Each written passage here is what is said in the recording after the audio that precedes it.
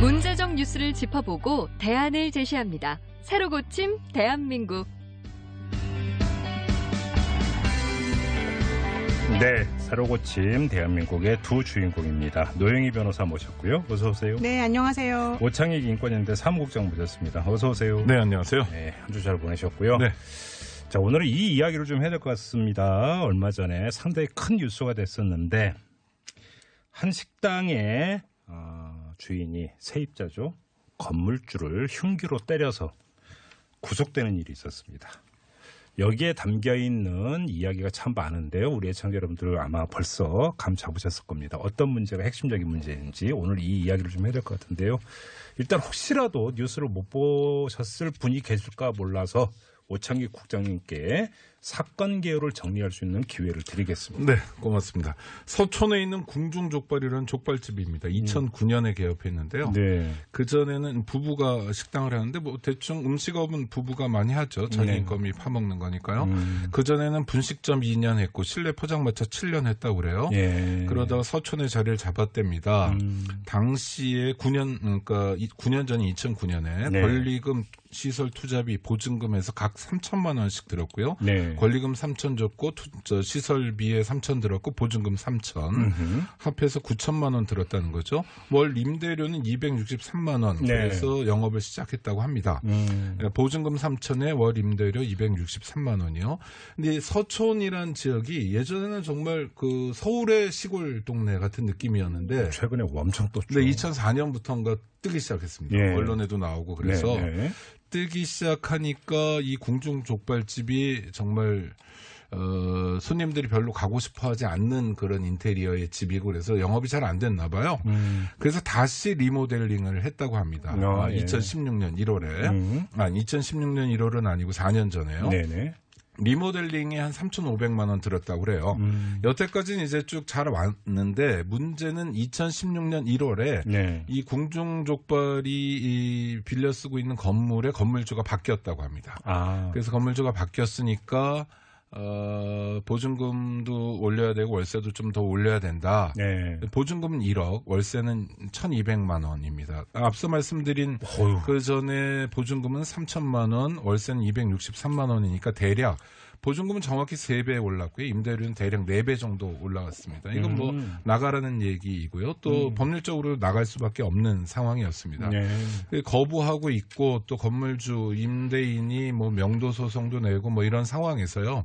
뭐 권리금을 좀 쳐주겠다 안 된다 뭐 이런 옥신각신이 있었던 것 같고요. 그러다가 이게 궁중족발이 상당히 그 전에도 유명했었는데요. 뭐 집회도 많이 열리고 또 청년들이나 사회단체에서 좀 도움을 주기도 하고 그러다가 갈등이 계속 뭐 커졌던 것 같아요. 그래서 궁중족발 사장님 남자분이 건물주에게 흉기를 휘둘렀고 건물주가 맞았습니다. 전치 12주의 중상을 입었고요. 그래서 구속된 사건입니다. 여기서 이제 그 법적인 문제, 뭐 폭행이라고 하는 것은 더 이상 논란의 거리는 아닌 거고. 그죠? 망치로 사실은 사람을 때렸고 네. 차로 그 집주인, 건물 주인을 찾아다니는 과정 중에서 또 지나가던 행인도 사실은 치기도 하고 그래서 검찰에서는 이 사람에 대해서 살인미수 혐의를 적용시켰거든요. 예. 단순 폭행이라고 할 수는 그렇죠. 없다. 그러니까 제가 봤을 때도 망치를 들고 준비해서 가서 사람을 이렇게 막 마구잡이로 때리는 장면이 나왔는데 네. 그건 단순 폭행으로 보기엔 좀 어려워 보입니다. 그러면 살인미수 혐의를 적용한 게 그 이전에 어떤 통상적인 어떤 법 집행에 준해서 볼 때 무리한 어떤 그 네, 적용은 그래 보이진 아니다. 않아요. 왜냐하면 망치로 사실 머리 같은 게 맞고 그러면 머리가 깨질 수 있고 현재 지금 이분이 12주 전치 12주 지금 받았잖아요. 그러면 상당히 심한 거예요. 중상이죠. 그러니까 12주면은 3개월 이상인데 사실은 상당히 심하죠. 그러니까 여기서 이제 뭐 폭행, 뭐 당연히 정당성 논할 이유가 없고 그렇죠. 살인미수 혐의 적용한 게 옳으냐 그러냐의 문제를 여기서 논할 필요도 없을 것 같고요. 제가 법 문제를 꺼내서 딱 하나죠. 상가 임대차 보호법. 그렇죠. 사실은 우리가 좀 그 같이 공유하면서 이야기해야 되는 게 바로 이제 그 지점인 것 같은데 노영희 변호사께 좀 여쭤보고 싶은 게 상가 임대차 보호법에 기초해서 볼 때 보증금을 3배로 올리고 월세를 4배로 올린 거가 법적으로는 어떻게 되는 겁니까?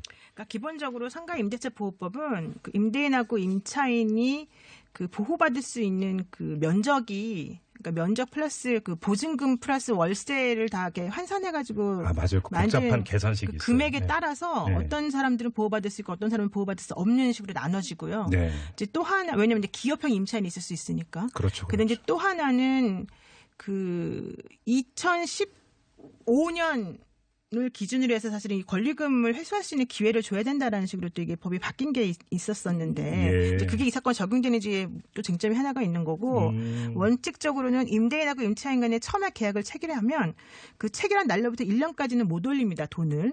그런데 1년 이후부터는 예전에는 연 10%까지는 증액을 할 수 있게끔 해놨었어요. 네. 그러다가 이게 2018년도에 법이 또 바뀌어가지고 연 9%였죠. 연 9% 너무 심하다. 그래서 연 5%로 줄였습니다. 그 증액 폭을. 근데 그렇게 연 5%의 제한을 받는 그런 그 분이 사실은 5년 정도까지만 이제 보호를 해주고 네. 5년 이상 그곳에서 장사를 하시거나 이런 분에 대해서는 또 그 상가 임대차 보호법은 특별법이거든요. 그 특별법으로는 적용을 안 받고 대신 민법으로 돌아가게 됩니다. 그래서 민법상으로 이제 증액 그러니까 차임을 증액하거나 감액하는 것과 관련해서 너무 심하다 싶으면은 이게 차임 증액이나 이런 게 너무 심하니까 네. 좀 깎아주세요라고 법원에 호소할 수 있는 그런 방법이 있습니다. 네. 그러니까 지금 이게 좀 논란이 되고 있는 게 건물주가 너무 세게 불렀고 너무 확 올려버렸다라고 그렇죠. 하는 주장도 네. 있고. 뭐 또 그 세입자 같은 경우 너무 또 버틴기가 아닌가라고 또 주장도 있어요. 오창 국장님 어떻게 보세요?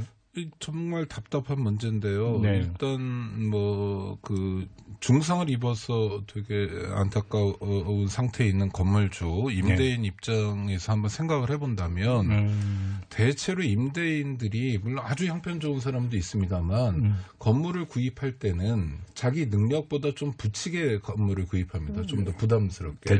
대출 끼고. 그럼요. 대부분 대출 끼고 하는 거죠. 그래서 이 건물의 건물주가 난지 아니면 은행인지 헷갈릴 정도예요.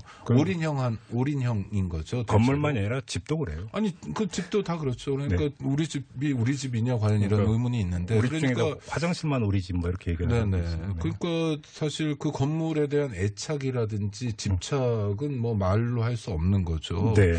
이런 상태에서 자기도 굉장히 어렵게 건물을 구했기 때문에 뭐 이자도 내야 되고 또 그것에 대한 수익도 보전받아야 되는 욕구가 있는 건 당연한 거고요. 네. 세입자 입장은 뭐 말씀 안 드려도 너무너무 잘 아시면 절박한 거고. 그렇죠. 우리나라에 자영업자가 굉장히 많은데 자영업도 외국의 경우에는 일반적으로 자영업을 하는 사람들이 공장 다니기 싫어서 자영업을 하는 경우가 많아요. 좀 더 창조적인 일을 한다거나 자유롭게 작더라도 사장님으로 일한다 이런 경우가 많은데 우리는 공장에 취직 못해서 자영업을 하는 경우가 많고 그게 통계로 어떻게 나타나냐 하면 노동자 평균 임금 대비 자영업자의 수익이 64%밖에 안 됩니다. 그러니까 직장에서 밀려난 다음에 이제 가게 차리는 경우가 그렇죠. 우리나라에서 그런 경우가 굉장히 일반적인 많죠. 경우죠. 물론 뭐 성공한 사장님들은 있고 그래서 자영업을 한다는 것도 굉장히 절박한 마지막 수단인 경우가 많아요. 임차인의 경우가 그렇고 임대인의 경우가 그렇고요. 그래서 이게 딱 한 경우가 부닥치는 건데 이럴 때 안전판 역할을 해줘야 될 게 법률인데 노영희 변호사님 설명 들으셨지만 우리 임대차 보호법이 약간 부족한 부분들이 있다. 이를테면 5년이란 기한이 과연 과학적 인과가 맞는 건가 우리들의 형편을 고려한 건가 5년이 아니고 10년이면 안 되는 이유는 뭔가 이런 것에 대한 좀 더 많은 토론과 사례 연구가 있어야 되는데 하여튼 그런 문제 법률상으로 보호받지 못한다는 게 이런 끔찍한 일로까지 연결된 것 같고요. 하나 말씀드리고 싶은 건 그 임차인의 경우 궁중족발 사장님 물론 경우가 안쓰럽고 딱한 건 맞는데 정말 해서 안 될 일을 하신 것도 또 맞는 것 같아요. 그러니까 우리가 사회적 갈등이나 분노를 그런 식으로 해결해 버리면 정말 엉망이 되고 자기 삶도 엉망이 되거든요. 구속됐으니까 얼마나 엉망입니까? 또 형도 살게 될 텐데. 그래서 좀 그런 끔찍한 일로 나아가지 않을 수 있는 안전장치에 대해서 좀 고민을 해보자 이런 말씀을 저는 드립니다. 좀 그런 이 사건의 가장 본질은 권리금인 것 같아요. 기본적으로. 그래요? 네, 왜냐하면 이제 외국 같은 경우는 사실 독일에서는 임대차 보호법상 10년 정도까지 임차인이 뭐 그곳에서 안정적으로 장사를 할 수 있게끔 도와주는 게 있어요. 법이 보장해 주는 게 있어요. 그러니까 사람들이 그럼 우리도 10년으로 늘려야 되는 거 아니냐? 5년 너무 짧다. 왜냐하면 그 전에 막 엄청나게 돈을 투입해서 그 가게를 꾸며놓으니까. 그렇죠. 그런데 또 한편으로 생각해 보면 사실 외국은 10년을 하지만 권리금이라고 하는 게 없기 때문에 네. 그 10년이라고 하는 건 안에서 이제 그분들끼리 알아서 이걸 다 수익을 창출해내야 되는 구조가 되는 건데. 그러니까 10분의 1씩 이제 뽑아야 된다. 예, 우리나라 같은 경우는 그러면 10년도 해주고 권리금까지 또 인정해주게 되면 그 권리금이라고 하는 건 사실은 집주인이나 건물주가 가지는 게 아니거든요. 임차인들끼리 네. 서로 간에 얘기를 하는 거잖아요. 부분이죠. 그러면 서로 간에 그런 식으로 임대인이 전혀 개입할 수 없는 그런 것 때문에 사실 임대인으로서는 자신의 건물에 대한 재산권 행사를 못하는 셈이 되는 거잖아요. 예. 그러니까 그게 이제 한편으로만 생각하면 안 되고 이 상가임대차 보호법이라고 하는 것은 양쪽을 항상 잘 생각해봐야 돼서 저는 이건 사실 상당히 중요한 문제 같아요. 여기서 이제 중간 정리라면 건물주의 권리와 세입자의 권리가 그렇죠. 충돌한 그렇죠. 사건이다. 이렇게 이제 지금 중간 정리를 할 수 그렇죠. 있는 거잖아요. 네. 자, 그럼 어떻게 해야 될 것이냐. 이게 이제 오늘의 이제 주제가 되는데 우리 애청자 여러분들은 어떻게 생각하시는지 이 두 권리가 충돌할 때 어떻게 풀어야 된다고 생각하시는지 의견 보내주시기 바랍니다. 50원의 유료 문자인데요. 우물정 0951, 우물정 0951로 보내주시기 부탁을 드리고요. 저는 단순해서 오첸 국장님께 네. 이 두 권리 중에서 지금 이 사건의 어떤 그 내용이나 이런 것들을 볼 때 어떤 권리를 더 우선해서 봐야 된다. 만약에 개인 의견이시다면 어떤 의견이시죠? 제가 말씀드리는 건 다 개인 의견입니다. 네. 그러니까 아니 사회적 갈등이 당연히 있는 거예요. 뭐 욕구가 다른데요. 또 필요가 다르고 요구도 다르니까 있는데 이럴 때 뭐 어떤 쪽이든 간에 조정을 해야 되고 어떤 쪽이든 간에 결론이 나야 되는데 이럴 때 인권의 원칙은 뭐냐면 상대적으로 강자의 지위에 있는 사람보단 약자의 지위를 더 챙기는 겁니다. 그래서 임대차 보호법도 사실 임차인을 그 세입자를 보호하는 측면에서 많이 강조되고 있어요. 그렇죠. 통상의 경우라면 2년이면 되는데 그걸 좀 5년까지 늘린 경우도 좀 안정적으로 장사를 하고 그래도 건물을 빌려주는 사람보다는 건물을 빌려서 장사를 하거나 뭐 사업을 하는 사람이 더 약자 아닌가 이런 겁니다. 그래서 기본적으로 대한민국 헌법 체계로나 또는 법률로나 또 사회 상규로 보거나 우리의 상식으로 보거나 약자 보호가 원칙이라고 생각합니다. 근데 다만 논쟁거리가 되는 건 어느 정도 선까지가 약자 보호인가. 그렇죠. 뭐 이런 건 좀 고민일 수 있는 거고요. 아까 제가 이제 외국은 권리금이 없다 뭐 이런 얘기 했는데 사실 이제 권리금이라고 하는 이름으로는 말하지 않지만 영업권이라고 하는 걸 또 인정하는 경우도 있어요. 나라마다 좀 다르죠. 근데 이제 그럼에도 불구하고 우리나라처럼 그렇게 그냥 주먹구구식으로 임차인들 간에 벌어지는 문제가 아니기 때문에 좀 조절이 되는 부분이 있는 건데 예컨대 이번 사건 같은 경우에도 지금 건물주가 주장하는 내용은 임차인인 이 족발집 사장이 나가라 했더니 권리금 2억 원을 달라 그랬다라는 주장이에요. 근데 임차인이었던 그 족발집 사장님은 나는 2억 달라고 한 적이 뭐 없다. 뭐 이런 식으로 사실은 이제 표면적으로 얘기하고 있습니다만은 명확하진 않아요. 어떤 게 사실인지 몰라요. 근데 이 임대인 입장에서는 나는 당신이 처음에 3천만 원 들여서 뭐 했고 뭐 했으니까 6천만 원 정도를 권리금으로 내가 지급하겠다. 이렇게 얘기했고 만약에 받아들이지 않을 경우에는 월 임대료를 600만 원으로 산정을 해서 1년간 영업을 할 수 있게끔 보장을 해주겠다. 그것도 싫으면 이사비를 줄 테니까 그냥 나가달라. 그것도 싫으면 뭐 내가 건물을 새로 짓기 위해서 당신 보고 나가라고 하는 거니까 이 건물 새로 지으면 우선권을 주겠다. 뭐 이런 여러 가지 얘기를 했다는 거예요. 그렇게 따지게 되면 사실 임대인 입장에서는 할 만큼 한 거가 돼요. 우리나라 현행 법상으로는. 왜냐하면 확정 판결까지 다 받았기 때문에. 지금 이 임차인이 사실 손가락도 다쳤고 여러 가지 문제가 있다고 주장하는 것은 법원에서 우리가 보통 이제 집달리라고 그러는데 이렇게 건물을 명도하게끔 하는 용역을 붙여가지고 가서 이제 사람들을 나가라고 하거든요.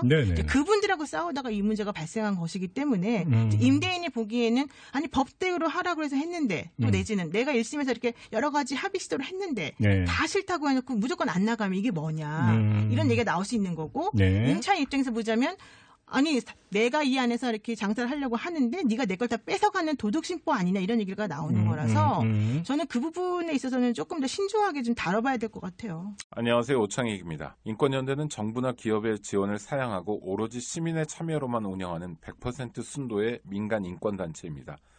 1999년 창립 이래 한눈 팔지 않고 오로지 인권운동에만 매진해 왔습니다.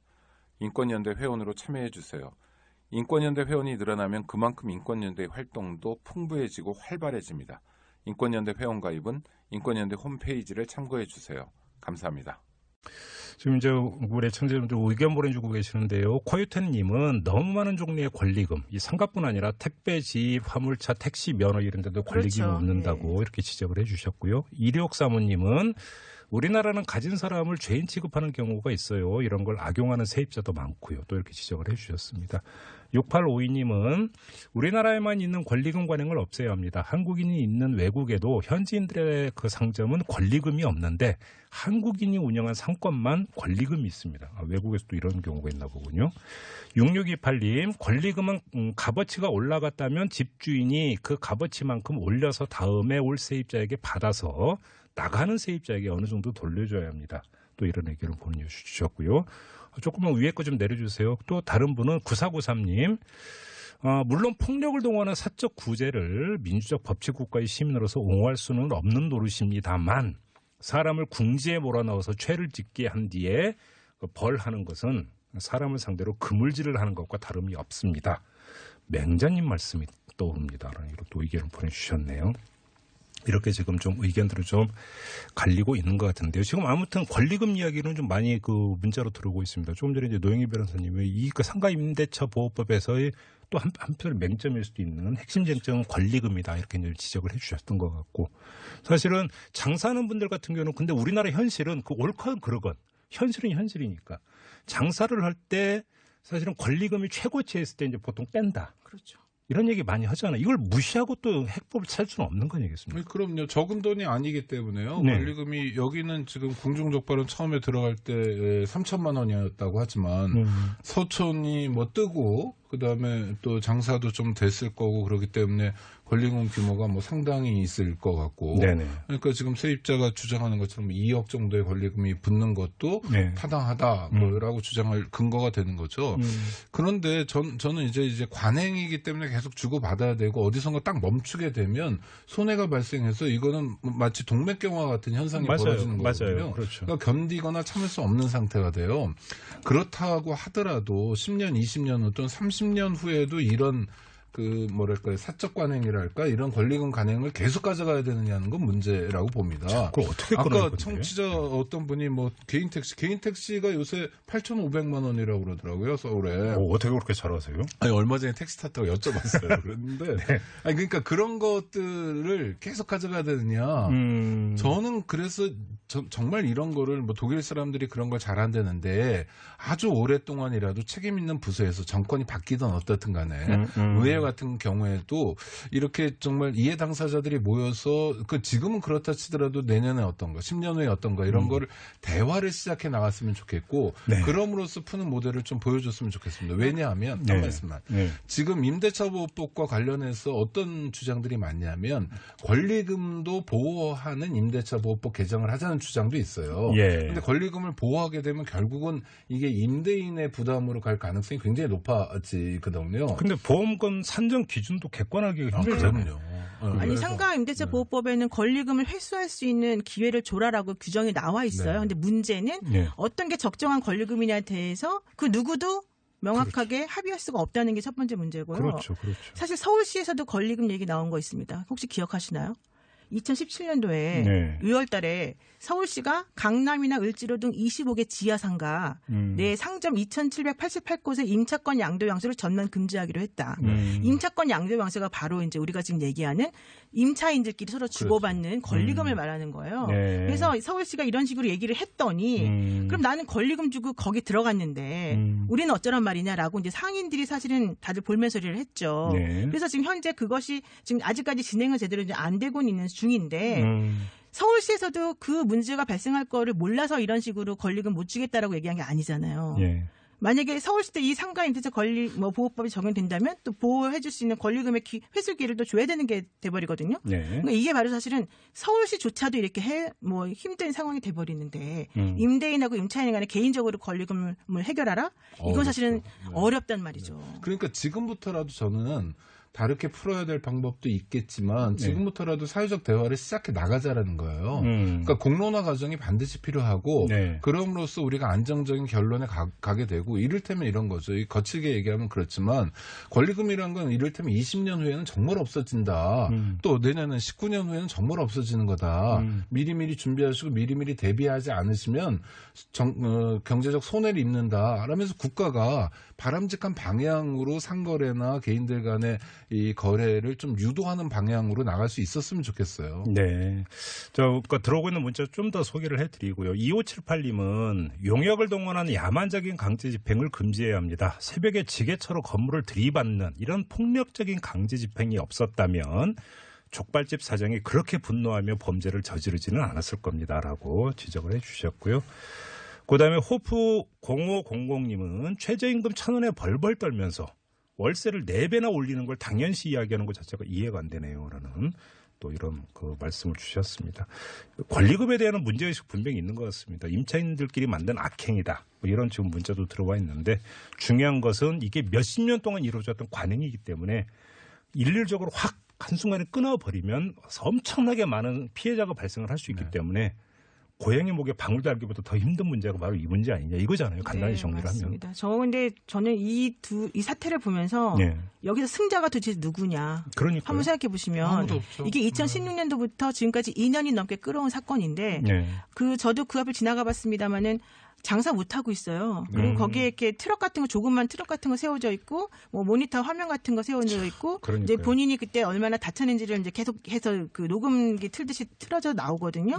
그러면 그런 것으로 시작해서 사실은 이게 약간 감정적인 것 때문에 시작됐을 거예요. 처음에는 양쪽 다. 누적이 됐겠죠. 그러다가 2년 내내 사실은 만약에 이게 뭐 500만 원짜리 집이었다라고 치면 그게 얼마입니까? 사실은 이쪽도 사실은 장사를 못하고 저쪽도 월세를 못 받는 거 아니겠습니까? 네네. 게다가 이제는 살인 미수죄로 구속까지 된 상황이에요. 누구는 12주 다치고. 그러니까요. 이게 도대체가 무슨 경우냐. 이게 생각해보면 저희도 소송 많이 들어오거든요. 이런 사건. 근데 양쪽 다 법이 그렇게 돼 있다 하더라도 좀 상대방의 입장을 생각해서 좀 고려해주고 배려해주는 게 필요한데 그게 안 돼서 그런 것 같아요. 근데 이게 제가 한번 좀 단순 무식하게 국회가 나서서 법을 좀 더 정교하게 만들어서 뭔가 해법을 찾을 여지는 없는 겁니까? 그렇게 복잡한 건가요? 지금 있어요. 법이 계류 중이에요. 22건인가 23건인가가 국회에 지금 계류 중인데 문제는 그분들이 얘기하고 있는 그 법이 제대로 지금 뭐 계류만 시켜놓고 통과가 안 되기 때문에 이제 가장 문제인 거고 두 번째는 계류된 법안을 자세히 뜯어보게 되면 또 역시 문제를 정확하게 해결을 하는 건 아니에요. 그러니까 예를 들어서 지금 우리가 그렇죠. 5년이 10년이냐 그러면 모든 문제가 풀리냐. 그렇죠. 그렇지 않고 또 10년이 지나면 또 문제고 이러니까 맴돌 수 있는 거죠. 네. 그럼 어디서부터 풀어야 되는 거예요? 아니 그러니까 저는 당사자들이 그런 걸 이를테면 서울시에서 이제 새로 시장도 바뀌진 않았지만 나왔으니까 지금부터라도 우리가 그런 대화를 해본다. 그리고 방법을 찾아본다. 지금은 잘 못 풀고 있지만 거듭 말씀드립니다만 20년 후에도 우리가 못 풀 거냐. 그건 아니다. 라고 책임 있는 정치인들이 책임 있는 역할을 해줘야죠. 그러니까 그러지 않으면 두 분의 의견 통일은 장기적으로는 권리금이라고 하는 제도 자체가 없어져야 된다. 그죠? 근데 이걸 또 무조건 없애기는 힘든 게 원래는 없던 규정을 임대차 보호법에 넣은 거잖아요. 그렇죠. 그 얘기는 그게 정말 필요하기 때문이라는 거거든요. 게다가 권리금이라고 하는 것은 왜 보호를 해줘야 되냐 그러면 사실은 임차인이 그 가게에 들어가서 본인의 영업 노하우를 가지고 만들어낸 무형의 가치를 우리가 인정해 줘야지 된다라고 하는 것 때문에 시작이 된 거예요. 근데 이게 무조건적으로 그렇죠. 나쁘다고 볼 수는 없는 부분이 또 있다는 거죠. 아니 우리가 꼭 어떤 장사를 하는 사람이 아니라 소비자의 입장에서 인테리어 잘 돼 있고 그렇죠. 뭔가 분위기 좋고 좀 더 쾌적한 데 서비스 좋고 쾌적한 데 찾아가잖아요. 그러니까 여기서 인테리어비어 이런 게 전부 다 이제 나중에 권리금으로 다 귀결이 되는 것이지만 결국 이게 영업을 위한 일련의 행위 가운데 하나잖아요. 이것도 무조건 악행이고 관행이고 끊어야 된다고 해서 끊어질 수 있는 성질의 문제가 아니라는 거잖아요. 그러니까 참 부동산 관련해서 우리의 욕망이 꿈틀대고 있는데 제가 사는 동네가 거기도 막 이렇게 떴다 가라앉고 있는데요. 지금 경리단길인데 가라앉고 있다 그러면 또 장사하신 분들한테 죄송한데 이미 이게 한번 뜨잖아요. 서천도 마찬가지. 뜨면 그때부터 공실이 나오기 시작해요. 빈 가게들이. 젠트리피케이션 현상은요. 뜬 다음부터 바로 나와요. 그렇죠. 그러니까 왜냐하면 건물주가 바뀌고 건물주 입장에서는 이걸 지금 아니면은 이렇게 값 주고 팔아넘길 때가 없을 것 같고 이러면서 계속 악순환이 되고 있어요. 그래서 동네도 보면요, 이게 떴던 동네들이 돌아다니는 것 같잖아요. 네. 어느 때면은 뭐 저 가로수길이 뜬다, 막리단길이 뜬다, 경리단길이 뜬다, 뭐 서천이 뜬다, 홍대앞이 뜬다, 뭐 신촌 떴다 가라앉았다, 막 이러는데 이런 악순환을 계속 반복하면서 그 과정에서 돈 버는 사람도 있지만 또 너무 많은 우리 이웃들이 상처받고 이렇게 궁중족발 임대인 임차인의 경우처럼 회복하기 어려운 고통을 받기도 하니까 좀 풀어나갔으면 좋겠습니다. 지금 LIM5271님이 공시지가처럼 임대료도 정하면 되지 않을까? 이건 좀 관이 나서가지고 어떤 공정가를 한번 매겨보자 이런 어떤 제안인 것 같은데 이건 어떻게 보세요? 사실 이제 뭐 저런 식의 말씀도 저는 일리가 있다고 봐요. 왜냐하면은 우리가 여러분들 아시겠지만 부동산이라고 하는 것은요 3대 원칙이 있습니다. 중요한 게 있는데 첫 번째 입지입니다. 입지, 위치. 그렇죠. 두 번째도 입지입니다. 세 번째도 입지예요. 아, 그래요? 네, 보통 제가 부동산 지금 공부를 하고 있는 중인데 네. 우리가 가장 중요하게 생각하는 게 바로 입지라고 하는 거예요. 이 입지가 좋은 곳에 그 임차인이 들어가서 뭔가 무형의 그 본인만의 독특한 노하우를 가지고 결합을 시키면 그게 바로 이제 장사가 잘 되는 것으로 나오는 현상인데 네. 그럼 보세요. 입지라고 하는 것은 누가 사실은 기여한 거라고 봐야 돼요. 임대인이 기여한 거라고 봐야 되는 거잖아요. 입지, 위치는 건물의 그 위치, 가게는. 예. 근데 그거 플러스 나머지 것들에 대해서는 또 임차인이 기여한 거잖아요. 그렇죠. 그러니까 저는 입지만 좋다고 장사가 잘 되는 그러니까 건 저는 아니니까. 임대인과 임차인이 각각 기여한 것을 어느 정도씩 우리가 퍼센테이지를 매겨서 뭐 할 수 있는지 모르겠지만 네. 어쨌든 지금 말씀하신 것처럼 그 기준을 일단 좀 세워보자는 거죠.